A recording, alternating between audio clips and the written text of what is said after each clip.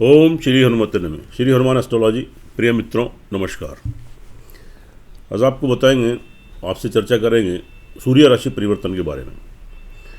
जी हाँ, ग्रहराज सूर्य, सूर्य को ग्रहों का राजा कहते हैं। आप सभी जानते हैं सूर्य आपको प्रकाश देता है, ओज देता है, तेजस्विता देता है। अगर सूर्य ना हो तो पूरी सृष्टि अंधकार में हो जाए, सब कुछ समाप्त हो जाए। तो सूर्य को ग्रहों का राजा कहते हैं। और सूर्य का जो संबंध है, यह पूर्व दिशा के स्वामी हैं, अग्नि तत्व हैं, आत्मा के कारक हैं और पिता से सीधा संबंध है। यानी हमारी ज्योतिष में सूर्य को पिता कहा गया है।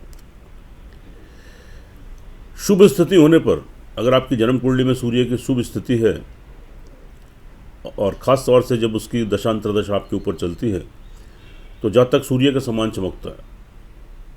उसकी इंपॉर्टेंस बढ़ती है, अहमियत बढ़ती है। नेम फेम, यश, मान, सम्मान, प्रसिद्धि, उच्च पदों की प्राप्ति, खास तौर से राज्य पर सरकारी नौकरियों में उच्च पदों की प्राप्ति उसको होती है। जहाँ जाता है, जातक अगर गण्य रहता है, उसकी इंपॉर्टेंस बढ़ती है, अहमियत बढ़ती है। यानी जातक सूर्य के समान चमकता है, लोग उससे आकर्षित होते हैं, अट्रैक्ट होते हैं और उसका नेम फेम बढ़ता है, प्रसिद्धि मिलती है। और अशुभ स्थिति होने पर, बहुत अच्छा प्रयत्न करने पर, बहुत मेहनत करने पर, संघर्ष करने पर, अच्छा कार्य करने पर, अच्छा सोचने पर भी समय समय पर उतना यश, मान, सम्मान की प्राप्ति आपको नहीं होती और अपयश का भागीदार भी बनना पड़ता है। तो मित्रों, यह जो परिवर्तन है, यह 14 जनवरी को होने जा रहा है। अभी तक सूर्य धनु राशि में संचार कर रहे थे, लेकिन अब 14 जनवरी रात को रात्रि 8:44 पर मकर राशि में प्रवेश करेंगे। और आप सभी जानते हैं, जब सूर्य मकर राशि में प्रवेश करते हैं, यानी मकर रेखा के ऊपर आते हैं, तो सूर्य संक्रांति कहलाती है। इसका बहुत बड़ा महत्व है। और सूर्य यानी दक्षिणायन से उत्तरायण में चले जाते हैं और इससे काफ़ी राशियां भी प्रभावित होती हैं। तो मित्रों, यह फलादेश चंद्र राशि पर आधारित है। चंद्र राशि नहीं मालूम है तो अपने प्रचलित नाम से देख लीजिए। चैनल पर नए हैं तो इसको सब्सक्राइब करें, बेल आइकन बटन दबाएं। वीडियो अच्छी लगे तो कमेंट बॉक्स में जाएं, लिखें जय श्री राम, जय श्री हनुमान। आगे चलते हैं, बात कर लेते हैं मीन राशि वाले जातकों के लिए। यहाँ पर जो ट्रांजिट हुआ है सूर्य का, यह 11th हाउस में हुआ है और 3, 6, 11, 10वें भाव में प्रायः सूर्य अच्छे शुभ फल देते हैं। तो यहाँ आपके लिए सूर्य का परिवर्तन काफ़ी लाभकारी। हालांकि मीन राशि वाले जातकों के ऊपर 17 जनवरी को जब शनि ट्रांजिट करेंगे तो आपके ऊपर 7.5 पनौती आपके ऊपर स्टार्ट हो जाएगी, यानी सिर के ऊपर चढ़ती हुई। थोड़ा इरिटेशन, फ्रस्ट्रेशन, कन्फ्यूज़न तो आपको महसूस होना शुरू हो जाएगा। शनि शनि शनि धीरे धीरे इसके प्रभाव आपके ऊपर थोड़े बढ़ते जाएंगे। लेकिन हम बात यहाँ सूर्य की कर रहे हैं, तो सूर्य का जो ट्रांजिट हो रहा है, जो ट्रांसशिपमेंट हो रहा है, ये बहुत अच्छी स्थिति में आपके लिए लाभ की दृष्टि से बहुत अच्छा रहेगा। जहाँ से आपका पैसा आता है, धन आता है, आय के स्रोत बने हुए, आपका कोई रुकावटें आ रही थी, व्यवधान आ रहे थे, वे दूर होंगे। सुचारू रूप से धन का आगमन स्टार्ट हो जाएगा। बीच बीच में बड़े धन की प्राप्ति होगी। आपके बड़े भाई बहन, मित्र वर्ग जो एज में आपसे बड़े हैं, उनके बीच में आपकी इंपॉर्टेंस बढ़ेगी, अहमियत बढ़ेगी, नए संबंध बनेंगे और वहाँ से आप लाभ गेन करेंगे। तो लाभ की दृष्टि से, सोर्स ऑफ इनकम की दृष्टि से अच्छी स्थिति है, शुभ स्थिति है। उसके बाद नई नौकरी लगने के योग बनेंगे, तरक्की उन्नति के अवसर प्राप्त होंगे, शत्रुओं से छुटकारा मिलेगा, उनके बीच में आपका वर्चस्व, आपकी इंपॉर्टेंस, आपकी अहमियत बढ़ेगी। कर्जे की बीमारी की स्थिति से जूझ रहे हैं, वहाँ से भी आपको राहत मिलेगी। शारीरिक मानसिक संतुलन ठीक रहेगा। थोड़ा शनि आपको थोड़े प्रभावित कर सकते हैं, लेकिन फिर भी आध्यात्मिकता का भाव उत्पन्न होगा। भगवान की पूजा पाठ, ब्लेसिंग, धर्म कर्म, जो भी दान धर्म आप करेंगे, भगवान की ब्लेसिंग, आशीर्वाद प्राप्त होगा। कार्य करने की शैली, विल पावर, इच्छा शक्ति आपकी स्ट्रांग होगी। आपकी पर्सनैलिटी का डेवलपमेंट होगा। शनि थोड़ा कन्फ्यूज़ जरूर कर सकता है, लेकिन फिर भी स्थिति आपके अनुकूल है, आपके पक्ष में। भूमि, मकान, वाहन, प्रॉपर्टी को लेकर जल्दबाजी में कोई निर्णय मत लें। जल्दबाजी में लिया गया कोई भी निर्णय आपको किसी परेशानी में डाल सकता है। कोई वाद विवाद की स्थिति उत्पन्न हो सकती है, पैसा फंस सकता है, अटक सकता है। बहुत जल्दी मत करें।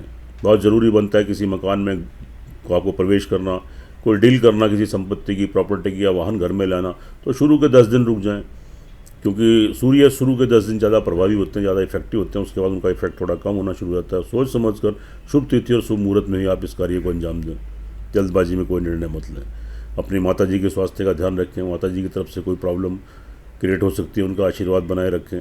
घर में सुख संसाधनों में कमी आ सकती है, अशांति का माहौल क्रिएट हो सकता है। धैर्य और संयम रखें, थोड़े उपाय करें, ये आपको अंत में बताएंगे। लेकिन तरक्की उन्नति के अवसर प्राप्त होंगे। आपके पिता का भरपूर लाभ सहयोग आपको प्राप्त होगा। विदेशों की यात्राएं संपन्न होंगी, कोई व्यवधान रुकावटें आ रही थी दूर होंगी, लंबी दूरी की यात्राओं का लाभ मिलेगा, कोई धार्मिक स्थान की यात्राएं हो सकते हैं, स्पिरिचुअलिटी आध्यात्मिकता का भाव बना रहेगा, भगवान की ब्लेसिंग आशीर्वाद प्राप्त करेंगे,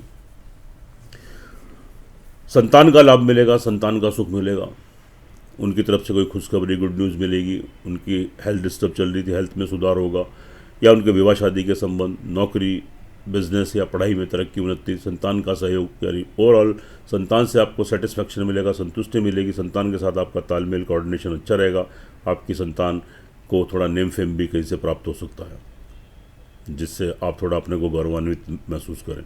ये अच्छी स्थिति विद्यार्थी वर्ग के लिए प्रयास रहते हैं डिग्री मास्टर डिग्री लेने के लिए, अब तक सफलता नहीं मिल रही थी, प्रयास कीजिए, निश्चित रूप से सफलता मिलेगी, आपके अकॉर्डिंग आपके सब कार्य बनेंगे, एकाग्र होकर पढ़ाई कर पाएंगे, आगा भी शुभ परिणाम भी आपको प्राप्त होंगे, अच्छी स्थिति है, शुभ स्थिति है। देखिए मित्रों, यह फलादेश चंद्र राशि पर है, इसकी अपनी इंपॉर्टेंस है, अपनी अहमियत है, हर वीडियो में आपको बताता हूँ, लेकिन जो आपकी लगन कुंडली जन्म कुंडली होती है उसका सर्वाधिक महत्व होता है, मेन इंपॉर्टेंस होती है, क्योंकि जो आपकी लगन कुंडली जन्म कुंडली होती है वह आपका प्रारब्ध है, पिछले जन्मों के कर्म है, और इस जन्म का दर्पण है, मिरर है, आईना है, ये आपका आधारभूत है। तो हम जब फलादेश करते हैं चंद्र राशि के ऊपर, लेकिन कंप्लीट अगर आपको कंप्लीट सेटिस्फैक्शन चाहिए, पूरा विश्लेषण चाहिए, पूरा एनालिसिस चाहिए, तो दोनों चीज़ें टैली करनी पड़ती हैं।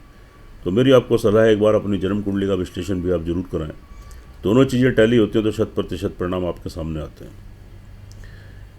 अगर मीन राशि वाले जातकों की जन्म या लगन कुंडली के अंदर सूर्य या किसी अन्य ग्रह की दशा अंतरदशा आपके अनुकूल आपके पक्ष में चल रही है, तो 37.5 सैटर्न आने के बावजूद भी यह परिवर्तन आपके लिए लाभदायक, तरक्कीदायक, उन्नतिदायक सिद्ध होगा।